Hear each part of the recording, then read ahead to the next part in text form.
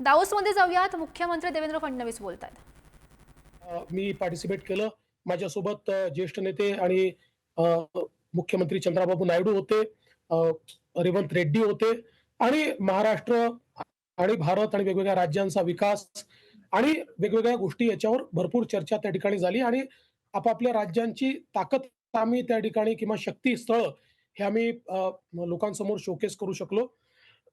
आणि हे करत असताना भारताला देखील एक प्रकारे अट्रॅक्टिव्ह इन्व्हेस्टमेंट डेस्टिनेशन भारत आहे, हे देखील आम्हाला त्या ठिकाणी निश्चितपणे सांगता आलं. याशिवाय पी-डब्ल्यू-सीच्या एक सी-ओ सर्व्हेमध्ये देखील पार्टिसिपेट करण्याची संधी मला मिळाली आणि त्याच्या माध्यमातनं मोठ्या प्रमाणात महाराष्ट्राची शक्ती काय आहे ती मांडण्याची एक प्रकारे संधी मला मिळाली. त्याचा उपयोग देखील आम्ही मोठ्या प्रमाणात केला. एक अतिशय चांगलं सेशन हे या ठिकाणी वर्ल्ड एक्सपर्ट्सला घेऊन आपली जी भारताची जी काही अ, जलसंपदा मंत्रालय आहे त्यांनी एक आयोजित केलं होतं वॉटर सस्टेनेबिलिटीच्या संदर्भात. त्याच्यामध्ये मला पार्टिसिपेशनची संधी मिळाली. वेगवेगळ्या देशाचे लोकं त्याच्यामध्ये होते आणि त्यामध्ये आपली जलयुक्त शिवार सारखी योजना किंवा वॉटर सस्टेनेबिलिटी करता आपण काय-काय करतो आहे, त्याच्यात कशा इन्व्हेस्टमेंट आपण केल्या आहेत, या संदर्भात विषय मला मांडता आले. विशेषतः दुसरा विषय या ठिकाणी सस्टेनेबिलिटीच्या संदर्भात होता, एनर्जी ट्रान्झिशनच्या संदर्भात होता. त्यामुळे महाराष्ट्रामध्ये आपण किती चांगल्या प्रकारे एनर्जी ट्रान्झिशन सुरू केलं आहे, या संदर्भातली माहिती मी त्या ठिकाणी दिली. आपण 2022 पर्यंत केवळ 13% आपलं एनर्जी मिक्स हा नॉन कन्व्हेन्शनल होता. तो आता पुढच्या वर्षी 25% होईल आणि 2030 पर्यंत तो 50% होईल. याबाबतचा आपला जो काही ट्रान्झिशनचा प्लॅन आहे, तो देखील या ठिकाणी मांडण्याची संधी मिळाली. त्याचसोबत अनेक ग्लोबल सी-ई-ओशी इंटरॅक्ट करता आलं, त्यांच्याशी चर्चा करता आली. ज्या काही नवीन टेक्नॉलॉजीज आहेत, त्या समजून घेता आल्या. आपल्याला सगळ्यांना कल्पना आहे, की आता आर्टिफिशियल इंटेलिजन्स हे आपलं जॉब मार्केट चेंज करत आपलं गव्हर्नन्स चेंज करत त्यामुळे त्याच्या अनुरूप महाराष्ट्र हे पहिल्या क्रमांकावर कसं राहील किंवा महाराष्ट्र हे पहिलं पाऊल कसं पुढे टाकेल, या संदर्भात बऱ्याच चर्चा आणि अतिशय सकारात्मक चर्चा या ठिकाणी करता आल्या आणि त्याच्यामध्ये खूप मोठ्या प्रमाणात अ, अ, एक प्रकारचा इंटरेस्ट हा ग्लोबल कम्युनिटीचा मला पाहायला मिळाला. किंबहुना ग्लोबल इन्व्हेस्टर्स जे आहेत, ते सस्टेनेबिलिटी आणि न्यू टेक्नॉलॉजीज यामध्ये महाराष्ट्रामध्ये मोठ्या प्रमाणात इन्व्हेस्टमेंट करू इच्छितात. हे देखील या या ठिकाणी लक्षात आलं आणि यासोबत मोठ्या प्रमाणात आपण गुंतवणुकीचे करार देखील या ठिकाणी केले. अ, मला सांगताना आनंद वाटतो, की महाराष्ट्राने यावेळेस रेकॉर्ड केलाय. आपण इन्व्हेस्टमेंटचे 54 आणि स्ट्रॅटेजिक असे 7 असे 61 एम-ओ-यू आपण या ठिकाणी केलेले आहेत. या 61 एम-ओ-यूचा आपण जर क्युम्युलेटिव्हली विचार केला तर जवळपास 15,70,000 कोटी रुपयाची गुंतवणूक ही आपल्या राज्यामध्ये या ठिकाणी येते आहे आणि त्यातनं ज्या काही जॉब अपॉर्च्युनिटीज तयार होणार आहेत, त्या जवळपास 15,95,000 म्हणजे 16,00,000 जॉब अपॉर्च्युनिटीज यात तयार होणार आहेत. सगळ्यात महत्त्वाचं आहे, की वेगवेगळ्या सेक्टरमधल्या आणि वेगवेगळ्या क्षेत्रांमध्ये हे एम-ओ-यूज आपण त्या ठिकाणी करू शकलो आहे. मग याच्यामध्ये इन्फ्रास्ट्रक्चरचं क्षेत्र आहे, ग्रीन एनर्जीचं क्षेत्र आहे, याच्यामध्ये इलेक्ट्रॉनिक्सचं क्षेत्र आहे, याच्यामध्ये अ, आपण जर विचार केला तर आय-टी, आय-टी-ई-एसचं क्षेत्र आहे, याच्यामध्ये स्टील आणि मेटल्सचं क्षेत्र आहे, याच्यामध्ये डेटा सेंटर्स आहे, डिफेन्स आहे, टेक्सटाईल आहे, एज्युकेशन आहे, ग्रीन हायड्रोजन एंड केमिकल्स आहे, सोलर आहे, एरोस्पेस एंड डिफेन्स आहे, फायनान्स आहे, लॉजिस्टिक्स आहे, ऑटोमोटिव्ह आणि इलेक्ट्रिक व्हेइकल्स आहे, एफ-एंड-बी आहे, आउटडोअर एंटरटेनमेंट आहे, एरिना. त्यासोबत बायोटेक अँड फार्मास्युटिकल्स आहेत, ड्रोन मॅन्युफॅक्चरिंग आहे आणि वेगवेगळे मल्टिपल सेक्टर्स आहेत, की ज्या सेक्टर्समध्ये हे एम-ओ-यू झाले आहेत. यावेळेस एम-ओ-यूच्या संदर्भात सगळ्यात महत्त्वाची गोष्ट अशी आहे, की अ, आपण जर बघितलं तर महाराष्ट्रातल्या सगळ्या क्षेत्रांमध्ये हे एम-ओ-यूज झाले आहेत. म्हणजे अगदी जे आपलं औद्योगिक ज्याला आपलं मॅग्नेट आपण म्हणतो, ते म्हणजे आपलं एम-एम-आरचं क्षेत्र किंवा पुणे पश्चिम महाराष्ट्राचं क्षेत्र. या क्षेत्रामध्ये जवळपास आपण एक 6,00,000 कोटीच्या दरम्यान एम-ओ-यूज केलेले आहेत. विदर्भासारखं जे आपलं क्षेत्र आहे त्यात 5-1 लाख कोटी रुपयाचे एम-ओ-यूज आपण केलेले आहेत. नॉर्थ महाराष्ट्र, नाशिक जो विभाग आहे, यामध्ये देखील जवळपास 30-35 हजार कोटी रुपयाचे एम-ओ-यूज आपले झालेले आहेत. मराठवाड्यामध्ये अतिशय चांगले एम-ओ-यूज आपण त्या ठिकाणी करू शकलेलो आहोत, ज्याच्यामध्ये विशेषतः मॅन्युफॅक्चरिंगच्या क्षेत्रात आता मराठवाडा एक नवीन शक्तीस्थळ म्हणून उदयास येत आहे हे याच्यातनं आपल्याला लक्षात येत आहे. त्यामुळे महाराष्ट्रातल्या जवळ-जवळ सगळ्या क्षेत्रांमध्ये ही इन्व्हेस्टमेंट गेली आहे. गडचिरोलीला खूप मोठ्या प्रमाणात आपल्याला इन्व्हेस्टमेंट या ठिकाणी मिळालेली आहे. या ज्या काही गुंतवणुकीचं एक महत्त्वाचं जे काही याचं फीचर असेल, तर याच्यामध्ये जवळपास 98% जे गुंतवणूक आहे, ही एफ-डी-आय स्वरूपामध्ये आहे. ही फॉरेन डायरेक्ट इन्व्हेस्टमेंट आहे. ती एफ-डी-आय आणि एफ-आय-आयच्या माध्यमातून या ठिकाणी येते आहे. त्यामुळे ही गुंतवणूक आपल्या देशाकरता आणि आपल्या राज्याकरता याकरता महत्त्वाची आहे, की ही गुंतवणूक ही थेट विदेशी गुंतवणुकीच्या स्वरूपात येते आणि आपल्याला कल्पना आहे, की थेट विदेशी गुंतवणुकीमुळे आपल्या अर्थव्यवस्थेला चालना मिळते. त्यातनं जॉबची निर्मिती होते.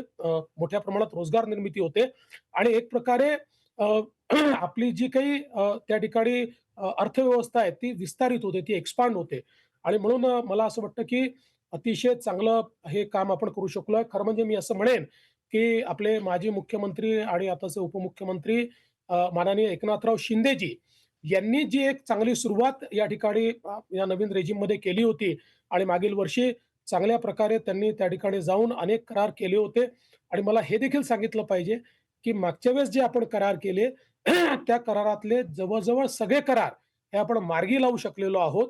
तसंच आता हे सगळे करार आपण या ठिकाणी केलेले आहेत. त्यामुळे एक प्रकारे महाराष्ट्राला प्रायमसी इतरही राज्यांनी करार केलेले आहेत. तमिळनाडूनी काही केले आहेत, आंध्रनी केले आहेत, तेलंगणानी केले आहेत, केरळाने देखील केले आहेत. पण मला सांगताना आनंद वाटतो, की त्या करारांमध्ये पहिल्या क्रमांकावर आपण आहोत आणि ही सगळ्यांकरता अतिशय आनंदाची गोष्ट आहे. हे सगळं करत असताना मला असं वाटतं, की अनेक लोकांनी काही प्रश्न देखील निर्माण केलेले आहेत. म्हणजे आपण विचाराल त्याच्या आधीच मी काही प्रश्नांची उत्तरं आपल्याला देतो. मग काही लोकांनी हाही प्रश्न विचारला, की डाव्होसच का? अ, याचं महत्त्वाचं कारण असं आहे, की डाव्होस हे अ, आंतरराष्ट्रीय नेटवर्किंगचं केंद्र आहे.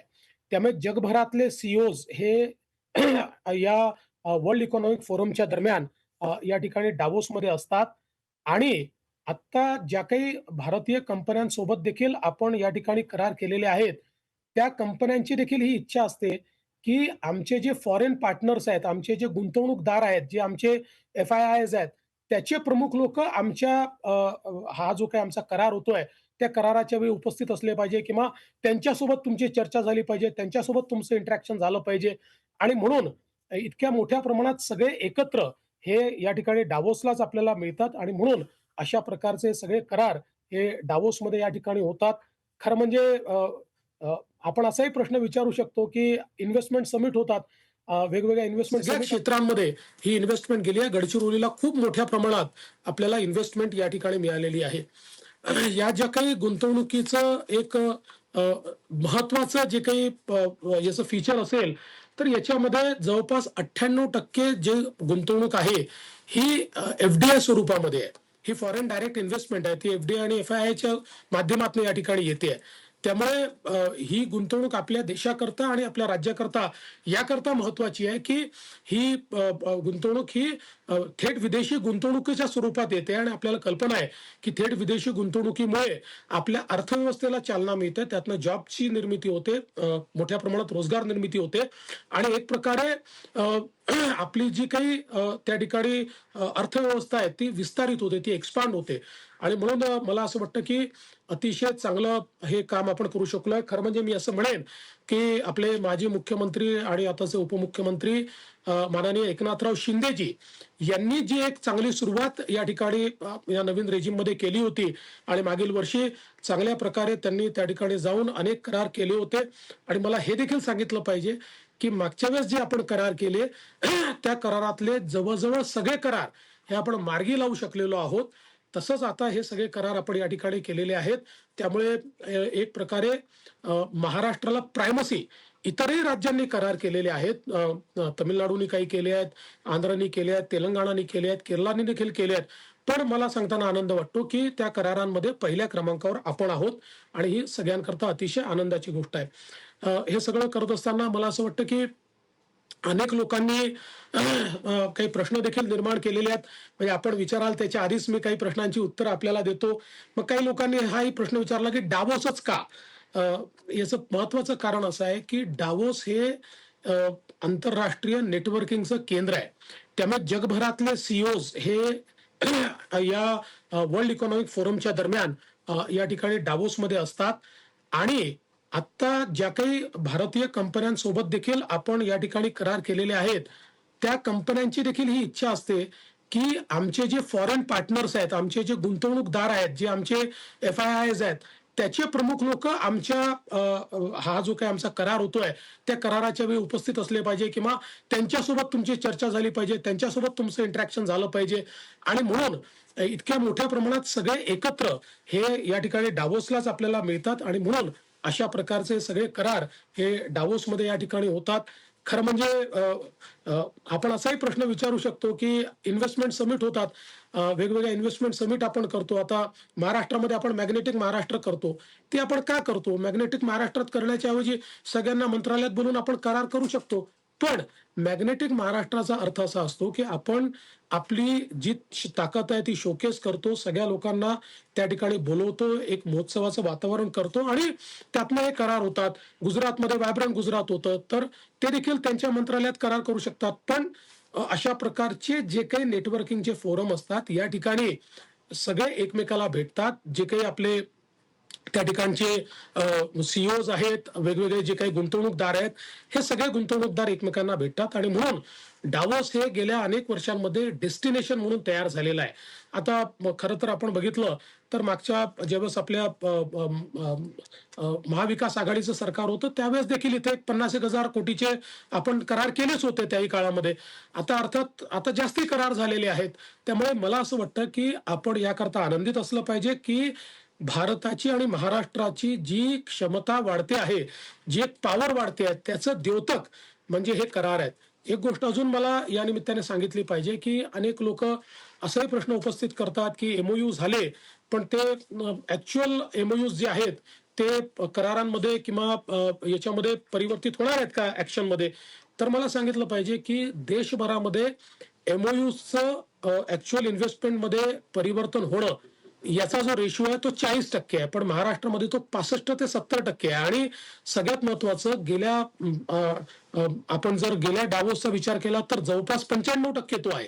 त्यामुळे आपण आताही हे जे करार केलेले आहेत, ते करार सगळे सीरियस प्लेयर्स आहेत. याच्यामध्ये आपण जर बघितलं तर आज डेटा सेंटरमध्ये महाराष्ट्र हे डेटा सेंटर कॅपिटल होत आहे आणि आपल्याला कल्पना आहे, की आपण सगळे असं म्हणतो, की डेटा इज न्यू ऑइल. कारण आता डेटानी ऑइलपेक्षा जास्त डेटाची किंमत झालेली आहे. ऑइलची जी काही क्युम्युलेटिव्ह व्हॅल्यू आहे त्यापेक्षा डेटाची क्युम्युलेटिव्ह व्हॅल्यू आता मोठ्या प्रमाणात वाढलेली आहे आणि म्हणून डेटा सेंटर कॅपिटल महाराष्ट्र झाल्यामुळे आज इनोव्हेशन आणि ज्याला आपण आर्टिफिशियल इंटेलिजन्स म्हणतो, याच्यामध्ये खूप मोठ्या प्रमाणात महाराष्ट्र पुढे जाणार आहे आणि म्हणूनच आज आपण हे सगळे जे काही करार केलेले आहेत आणि आपण बघितलं असेल तर इतक्या मोठ्या प्रमाणात सगळ्या फॉरेन कंपनीज देखील याच्यामध्ये आहेत. आता काही लोकांनी या संदर्भात काही ट्विट्स देखील केले आहेत. मला त्यांना उत्तर देखील द्यायचं नाही. कारण ज्या लोकांना फॉरेन कंपनीजचे हेडक्वार्टर मुंबईत आहेत की परदेशात आहे हेच माहिती नाहीत, त्या लोकांनी ट्विट केलं तरी त्याला उत्तर देण्याच्या भानगडीत आपण पडायचं नसतं. शेवटी महाराष्ट्राला 15,70,000 कोटी रुपयाचे करार मिळाल्यानंतर, एवढी गुंतवणूक मिळाल्यानंतर काही लोकांना जर आनंद होत नसेल तर त्याचा आपल्याला इलाज नाही आहे. कारण मला एक गोष्ट निश्चितपणे माहिती आहे, की मी एकदा एक हिंदीचे प्रोफेसर होते, त्यांनी मला सांगितलं, की जो शरीर की जलन होती है उसका तो इलाज हो सकता है, लेकिन मन की जलन का इलाज नहीं हो सकता. त्यामुळे आता ठीक आहे, काही लोकांनाही असूया वाटू शकते, की यांच्या काळामध्ये इतके करार का होत आहेत. पण मला असं वाटतं, जे काही आपण करतोय ते महाराष्ट्राकरता करतोय आणि म्हणून या संदर्भात समजा काही लोकांनी वेगवेगळ्या प्रकारचे ट्विट केले असले तरी त्याच्या फार उत्तर द्यायच्या भानगडीत नाहीये. एवढ्या मोठ्या प्रमाणात गुंतवणूक भारतामध्ये येते आहे, ती महाराष्ट्रामध्ये येते आहे. ही खरोखर अत्यंत महत्वाची अशा प्रकारची गोष्ट आहे आणि म्हणून मी खरं म्हणजे आमची जी इथे सगळी टीम माझ्यासोबत आलेली आहे, त्या टीमचं मनापासून अभिनंदन करतो. खूप एक मोठी टीम या सगळ्या गोष्टीमध्ये इंटरॅक्ट करत होती. कारण अनेक आपले इन्व्हेस्टर्स विदेशात होते.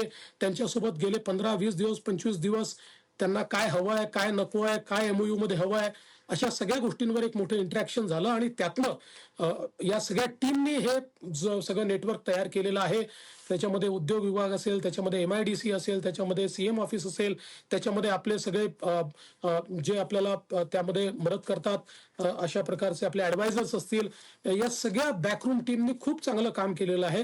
मी विशेष अभिनंदन आमच्या इंडस्ट्री मिनिस्टरचं देखील करू इच्छितो, कारण उद्योग मंत्र्यांनी देखील स्वतः लक्ष घालून हे सगळे करार झाले पाहिजेत, याच्यामध्ये इथल्या व्यवस्था नीट राहिल्या पाहिजेत, याकरता त्यांनी स्वतः लक्ष घातलं. ते स्वतः या सगळ्या प्रमुख करारांच्या वेळी या ठिकाणी उपस्थित होते. त्यामुळे त्यांचं देखील मी मनापासून अभिनंदन करतो. आणि मला असं वाटतं की एक चांगला दिवस आज महाराष्ट्राकरता आहे.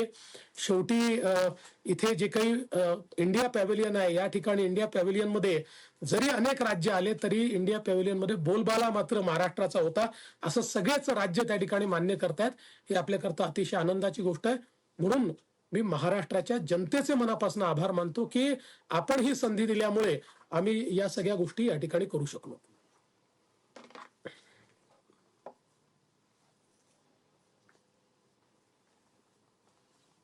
धन्यवाद मुख्यमंत्री महोदय. माननीय उद्योग मंत्री उदयजी सामंत यांना मी विनंती करतो की त्यांनी आपलं मनोगत व्यक्त करावं.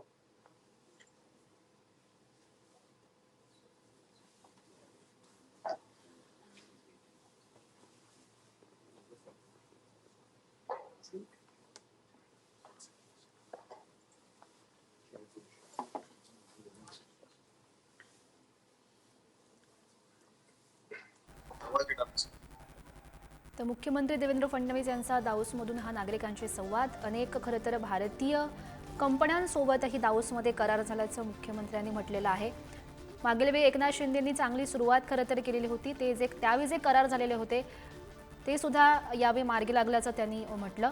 महाराष्ट्र डेटा सेंटरचं कॅपिटल होते असंही त्यांनी म्हटलं आहे. 98% गुंतवणूक FTA स्वरूपाची असल्याचं सुद्धा मुख्यमंत्र्यांनी म्हटलं. सोबतच विरोधकांच्या टीकेला उत्तर देण्याची गरज नाही असंही देवेंद्र फडणवीस यांनी म्हटलं. करतोय सर एक्सप्लेन.